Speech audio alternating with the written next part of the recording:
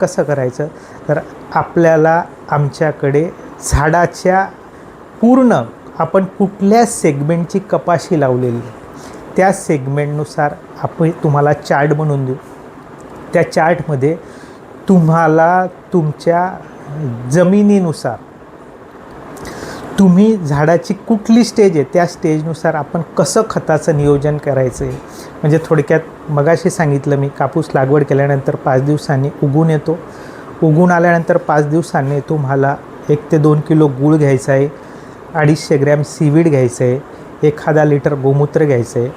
त्यानंतर 45 दिवसात पात्या लागतात, म्हणजे 10 ते 45 दिवस म्हणजे 35 दिवसाचं तुमच्या कापसाच्या खताचं नियोजन असलं पाहिजे.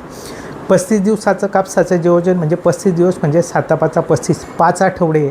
या 5 आठवड्यात दर आठवडे ज्यावेळेस आपण मूठभर खत टाकतो, 1 बॅग DAP टाकतो, तर ती 1 बॅग DAP न टाकतात आपल्याला ते DAP विस्तारित स्वरूपात टाकायचं आहे, किंवा ती युरियाची बॅग आपल्याला विस्तारित स्वरूपात टाकायची. म्हणजे एका आठवड्याला 2 किलो युरिया जाईल, 5 किलो पोटॅश जाईल.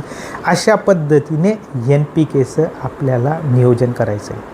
तुम्हाला जर तुमच्या पूर्व हंगामी किंवा हंगामी कापूस जर तुम्ही लागवड करत असाल आणि त्या कापसाचं तुम्हाला फर्टिगेशन शेड्यूल झाडाच्या अवस्थेप्रमाणे करून पाहिजे असेल तर तुम्हाला 3 गोष्टी आम्हाला द्याव्या लागतील.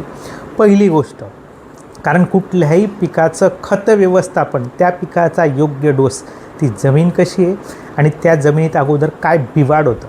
म्हणजे थोडक्यात आपण आजारी पडल्यावर डॉक्टर जशी हिस्ट्री चेक करतो, कोणाला शुगर होती का, कोणाला BP होता का, त्या पद्धतीने आपल्याला ज्या शेतात आपण कापूस लावणार आहे त्या शेतात अगोदर कुठलं बिवाड होतं, कुठलं पीक लावलं होतं, ती गोष्ट द्यायची आहे. त्यानंतर जर तुमच्याकडे माती परीक्षण अहवाल नसेल तर ती जमिनीच्या भौतिक गुणधर्मानुसार ती काळी आहे, गोरी आहे, भुराण आहे, चोपण आहे, हे आपल्याला नमूद करून सांगायचं आहे. ह्या पद्धतीने तुम्ही जर माहिती दिली तर तुम्हाला कमी खतात कमी खर्चाचं आपल्याला ड्रीपद्वारे द्यायचं खताचं फर्टिगेशन शेड्यूल आम्ही तुम्हाला PDF स्वरूपात पाठवू.